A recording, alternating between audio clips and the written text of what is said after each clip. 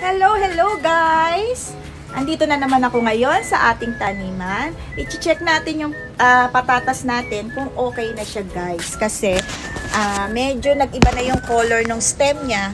Kasi pag nag-iba yung color ng stem, pwede na daw siyang tanggalin. So, i-check natin kung pwede na. And then, i-harvest na natin agad-agad kapag okay na. So, samahan niyo ako guys! Parang pwede na talaga siyang i-harvest kasi meron na siya sa loob. 2024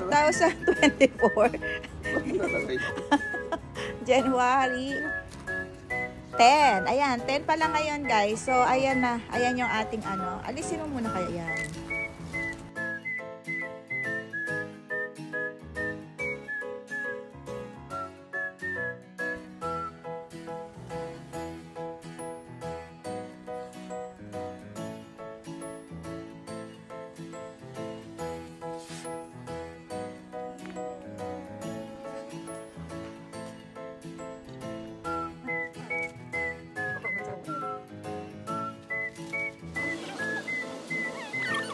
Ayun.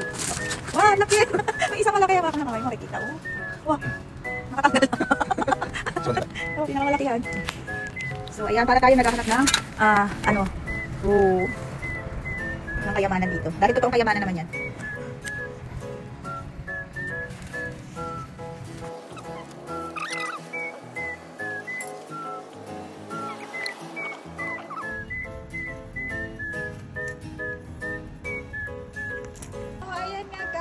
Ang dami na puno halos yung ating basket. Oh, ayan, ang dami. Oh, grabe. Ang dami nating ma-harvest for today. Ayan. So, ayan nga guys. Aalisan lang natin ng alisan lang natin ng buhangin.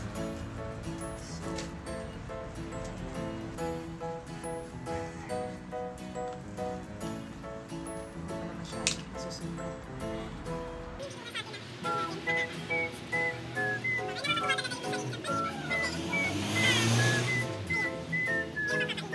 may malalaki guys, may maliliit, mix siya. Diba?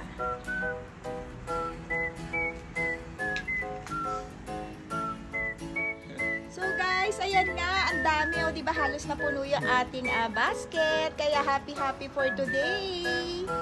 Bye! Thank you for watching. Bye!